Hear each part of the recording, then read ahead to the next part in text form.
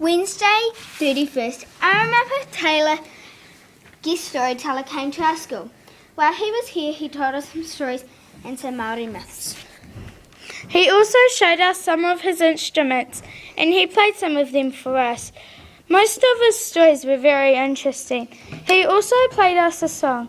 He also showed us some Māori flutes. They were called kawawa and putarina. The putarina makes a mother, father and baby sound.